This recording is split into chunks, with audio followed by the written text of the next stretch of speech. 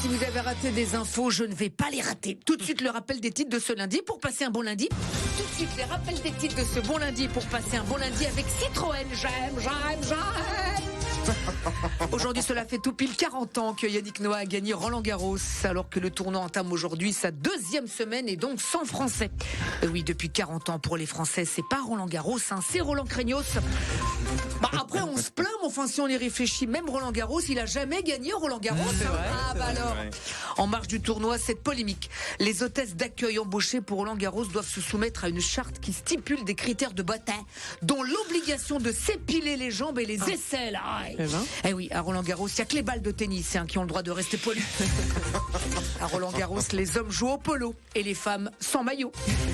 Du coup, les hôtesses imberbes n'ont plus le droit de dire les joueurs français ont perdu, poil au cul. Non, monsieur, elles n'ont plus de poils, c'est dommage, c'est con. Samedi soir, c'était la finale de The Voice. Voilà, donc on connaît donc le nom de celui qui ne vendra aucun album cette année. Il s'agit d'Aurélien. Bravo Aurélien, bravo. Cette saison, il y avait Big Flo et Oli dans le jury. Oui. C'est très original. Cette année, le gagnant de The Voice a gagné le droit d'apprendre à chanter à Big Flo et Oli. Et vendredi, c'était la finale de Mask Singer. On a donc découvert sur TF1 qui était le Youski, la biche et le chameau. Et après, on a découvert dans Wikipédia qui étaient ceux qui étaient dans le Youski, la biche et le chameau. Vague de départ dans le football, tu te rends compte, Benzema, 36 ans, quitte le Real Madrid pour l'Arabie Saoudite. Et Zlatan Ibrahimovic, 41 ans, dit au revoir à l'AC Milan. Bon, normal que lui, il annonce son départ maintenant, début juin. Le mec, il a un ego surdimensionné et juin, c'est pile la saison du melon. Hier, sur les Champs-Élysées, avait lieu la plus grande dictée au monde. Les rats, virgule, les pigeons, virgule, et les pickpockets, virgule, le Perrier à 50 €, point final.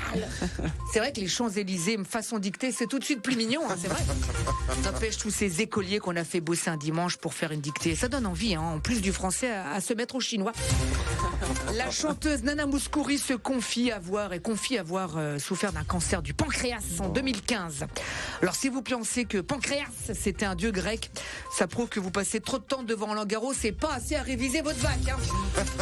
Enfin, la question du jour. Alors, si Zlatan Ibrahimovic part aussi jouer en Arabie Saoudite, ira-t-il jouer au club de Halepad?